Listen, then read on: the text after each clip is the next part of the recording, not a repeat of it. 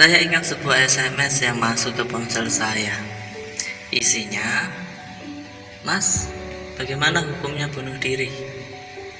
Saya langsung menghubungi si penanya dan dijawab oleh seorang laki-laki yang cukup muda dari suaranya.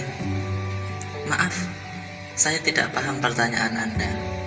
Tolong diulangi." Pemuda dengan nada kesal. "Pertanyaannya jelas. Bagaimana hukumnya bunuh diri?" Saya ingin mengejutkan dengan jawaban yang tidak pernah dibayangkan.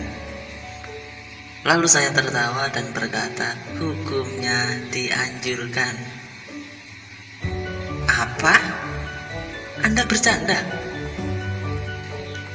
"Bagaimana kalau kita bekerja sama, Mas, dalam penentuan cara Anda bunuh diri? Bagaimana modal yang Anda mau? Gantung diri, minum racun tikus, atau tabrak mobil? Anda pilih yang mana?" Pemuda itu terdiam tanpa suara. Saya tidak tahu jelas bagaimana perasaannya mendengar jawaban saya yang demikian. Bagaimana jika Anda berada dalam posisi pemuda tersebut? Ya memang, terkadang pertanyaan yang nyeleneh perlu sesekali kita memberikan jawaban yang nyeleneh pula. Bukan tanpa dasar, tapi dengan niatan menyadarkan si penanya terhadap kesalahan pertanyaannya. Tentunya dengan trik dan pilihan kata yang tepat. Kemudian saya mengajukan pertanyaan kepada pemuda tersebut. "Kenapa Anda ingin bunuh diri?" "Karena saya tidak mendapat pekerjaan. Semua orang tidak menyukai saya. Saya orang yang gagal." Dan dia pun menceritakan kisah panjang tentang kegagalannya dalam mengembangkan dirinya serta ketidaksiapannya memanfaatkan potensi yang ada dalam dirinya. Hei lur, ini adalah malapetaka. Sekali lagi saya katakan, ini adalah malapetaka yang menimpa banyak orang. Mengapa seseorang memandang dirinya dengan pandangan yang rendah?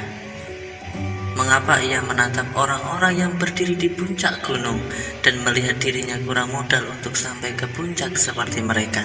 Atau paling tidak, Anda bisa naik ke gunung seperti mereka jika Anda belum ada keyakinan untuk sampai ke puncak.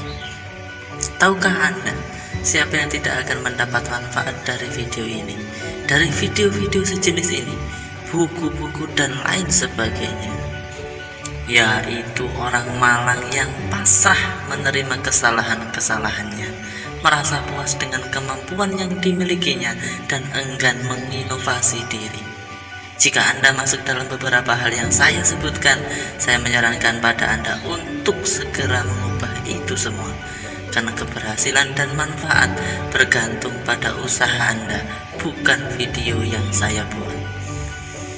Suatu hari dalam sebuah walimatul akikah di salah satu desa pinggiran kota Makassar, waktu itu saya duduk dengan seorang kakek kisaran 70 tahunan umurnya. Undangan dalam acara tersebut termasuk dalam masyarakat kelas menengah ke bawah. Yang jelas bukan soal finansialnya. Anda paham kan?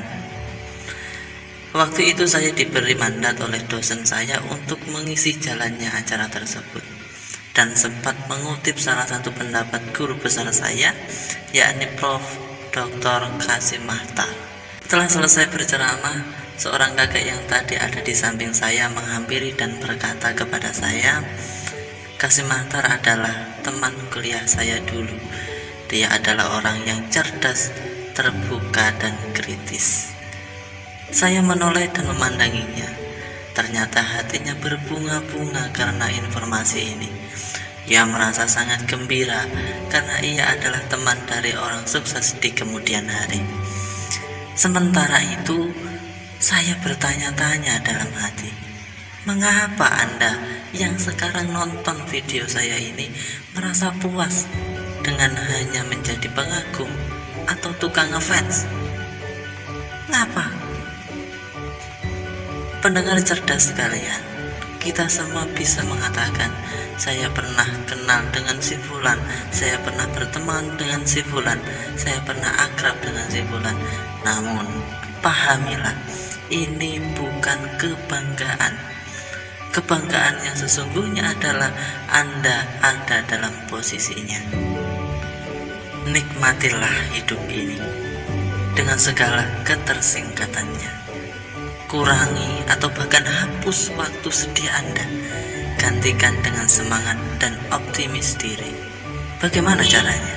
Inilah alasan saya membuat video ini.